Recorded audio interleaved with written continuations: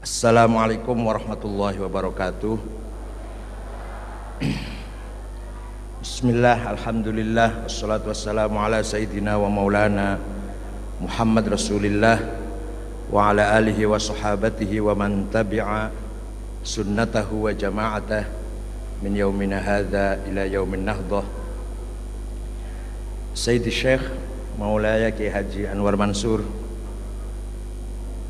Atolallahu baqa'ah, Mbah Yai Idris, Mas Imam, Mbak Ainah, pemangku arisalah, sadati wa sayyidati anisati ashabi wa zumalai abna'i wa banati ayyuhal ikhwah. Agama Islam itu besar, Indonesia besar, NU juga besar. Jadi ada 3 kebesaran. Sebagai orang Islam, di pundak kita ada tanggung jawab mas'uliyah Islamiyah. Sebagai warga bangsa kita tanggung jawab mas'uliyah watoniyah. Sebagai orang NU kita bertanggung jawab mas'uliyah jam'iyah. Mengapa Islam besar? Karena sejak 14 abad yang lalu sampai sekarang akidah dan syariatnya tidak berubah. La yazidu wa la yanqus. Tidak berubah satu titik pun ayat Quran, nuktah Quran, huruf Quran, satu titik pun mboten tambah mboten kurang. Itu luar biasa. Tidak ada agama lain seperti Islam. Agama Hindu, kitab Mahafad Gita ditulis kapan? Gak ada yang tahu itu. Agama Kristen, The Old Testament dan The New Testament mengalami perubahan dan dianggap kitab suci melalui konsili, melalui muktamar. Jadi kalau Kristen itu kalau mau menetapkan kitab suci itu muktamar. Bahkan Nabi Isa sendiri dianggap Tuhan melalui muktamar. Konsili Nikia tahun 225. Kalau Islam 14 abad yang lalu sampai saat menika orsinil, otentik, asolah, la yataghayyar biziyadah au bin nuqsan. Jadi agama Islamnya luar biasa. Wong Islamnya, tiang Islami pun yang kedodoran, yang konyol. Agama Kristen konyol, orang Kristennya bagus. Agama Islam bagus, orang Islamnya rajin bikin proposal, al-yadus sufla terus. Kalau orang Kristen agamanya konyol, agamanya nggak karu-karuan, agamanya nggak bisa dipahami, tapi manusianya kreatif, produktif, dinamis, muntij. Kalau kita mustahlik, kalau kita ini namanya, mereka muntij. Sekian Indonesia. Indonesia negara besar. Pulau ini ku jumlahnya pun 17.500. Itu jumlahnya pulau Indonesia niku. Malah ada 5.000 pulau yang belum punya nama. Nanti kita beri nama Hidayatul Muhtadiin ya boleh, Arisalah ya boleh nantilah. Hilang 2 nggak apa-apa, masih banyak kan. Hilang 2 diambil Malaysia nggak apa-apa lah, biar masih banyak ini. Malah Malaysia harus merebut Ambalat, wis ben lah, masih akeh. Luasnya Indonesia niki 5 juta hektar, panjangnya pantai 81.000 km. Jumlahnya hutan dulunya hutan tuh 124 juta hektar. Wow, ini pun di kosan niki kantun miten. Yang jelas hutannya dicolongin, nyolongin bukan santri boyo, bukan. Kalau santri boyo paling nyolong sendal di masjid. Kalau nyolong hutan, nyolong pasir, nyolong kayu niku harus high tech, membutuhkan kepandaian, keterampilan, ilmu yang tinggi. Kalau Lirboyo paling nyolong sendal, korupsi paling 4 miliar ditahan 5 tahun pisan. Nah sing triliunan aman, sing korupsinya 5 miliar, 4 miliar, niku 5 tahun. Tapi sing korupsinya triliunan, tenang, aman. Jadi sekalian kalau mau korupsi yang besar sekalian, Pak aman. Pak Agil Munawan niku namung 4 miliar, 5 tahun. Rohmin Dahur ini dituduh 16 miliar, bakal piro. Niki siapa? Theo Tomeon atau siapa lagi yang korupsinya 20 ke bawah lah, itu sudah semua dihukum 7 tahun. Tapi Prayogo Pangestu 8,5 triliun, BHS Hendra 3,5 triliun, tenang itu, dicari aja enggak. Jadi santri Lirboyo pengen korupsi segede tenan, ngapain sendal. Jadi Indonesia itu negara besar, manusianya yang konyol, pengurusnya yang nggak bener.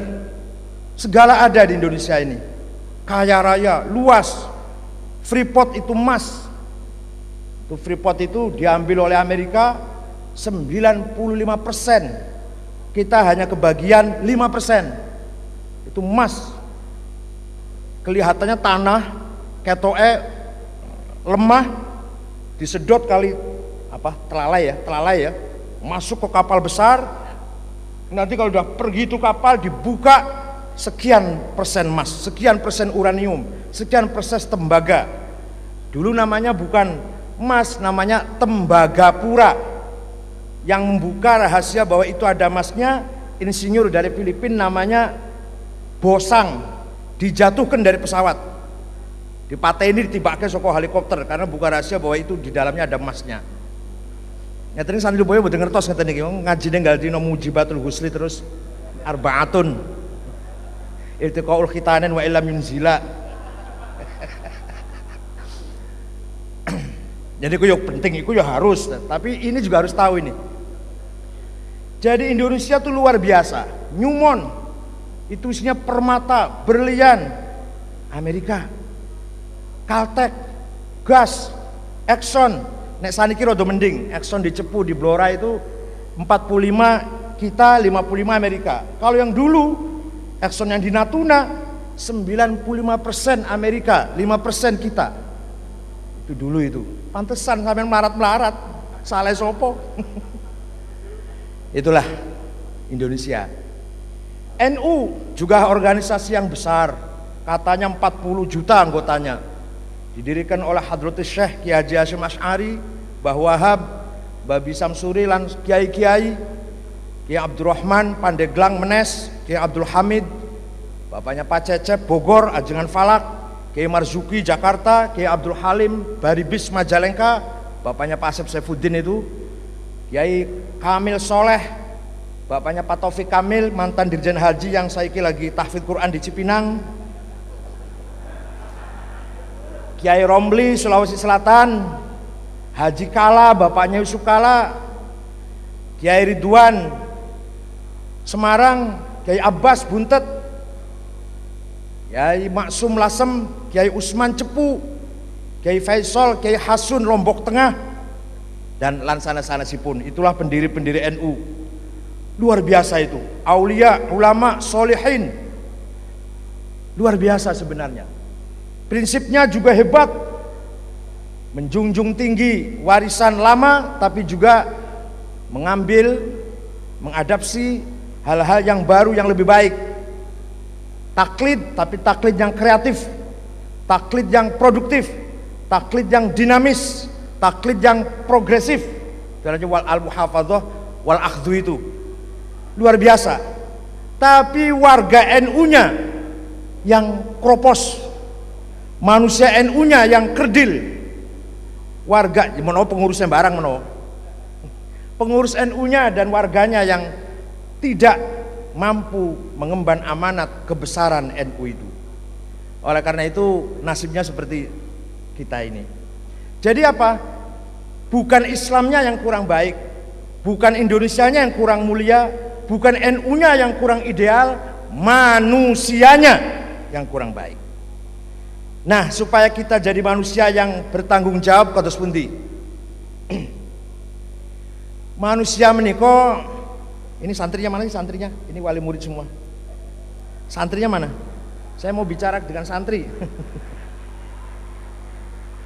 Manusia itu santriwati bitok, santriwati. Manusia itu bahasa Arabnya dalam Al-Quran 3 macam. Wonten 3 manusia itu datang Al-Quran dipun sebat. Setunggal basyarun, basyar, manane manusia.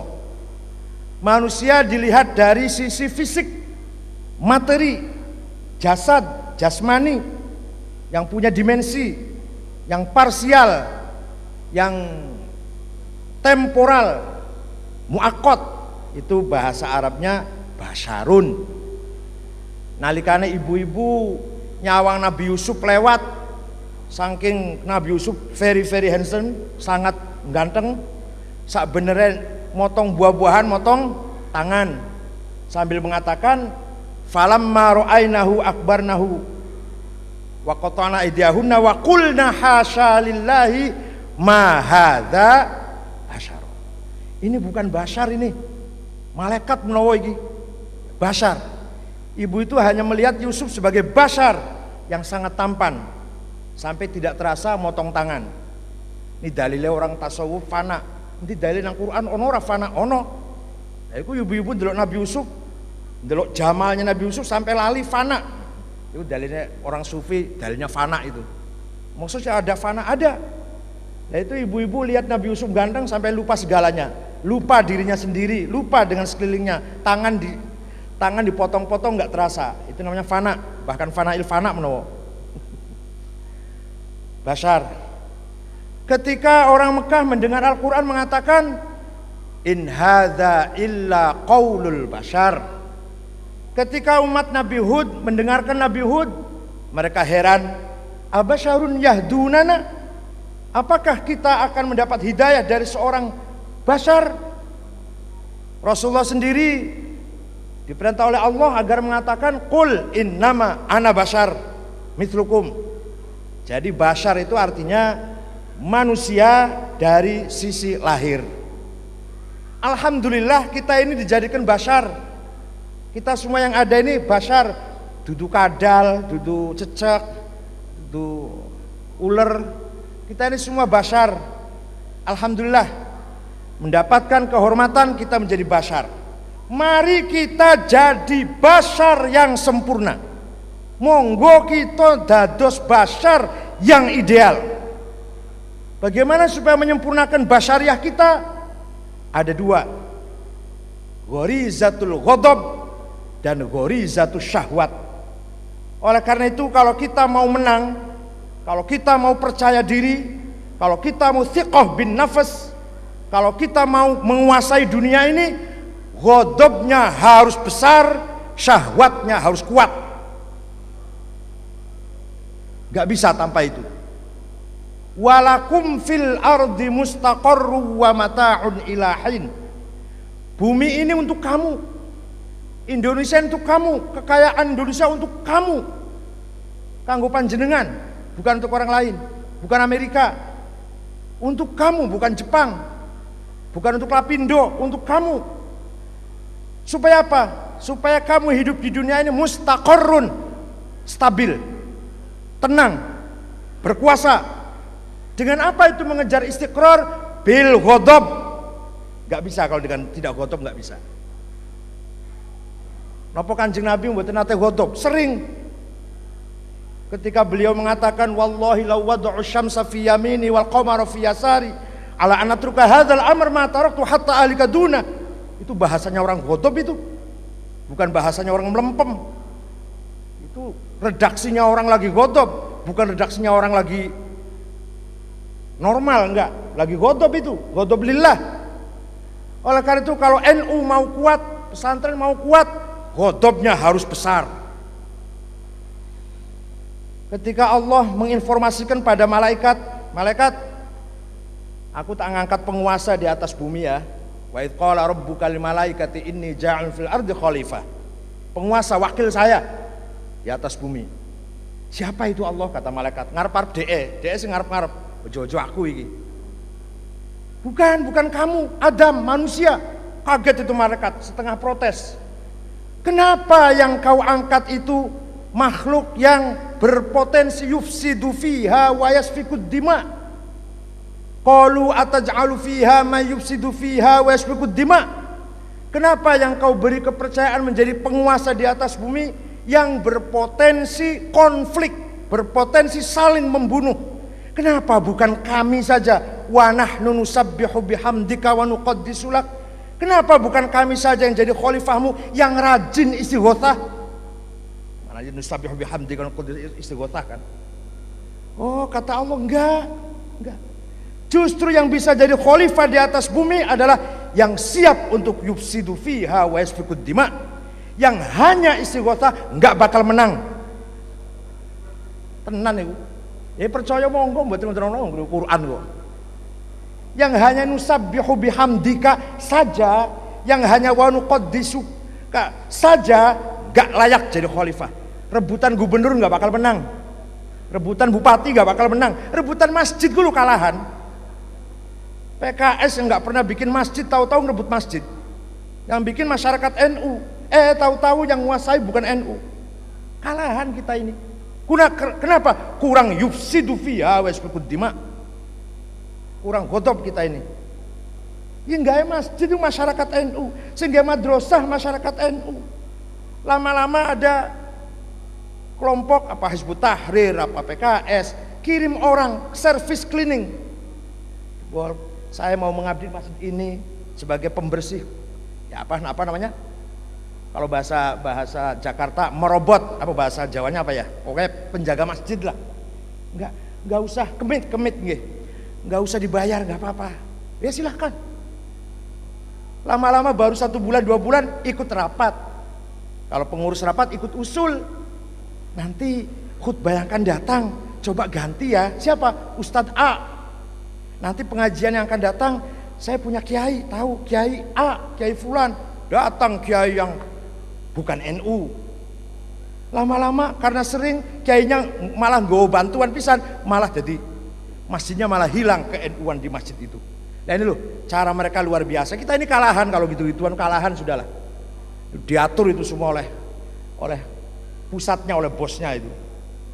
Jadi kalau kita ingin menang, siap, punya potensi, punya semangat, yufsidu fiha wa yasfikud dima.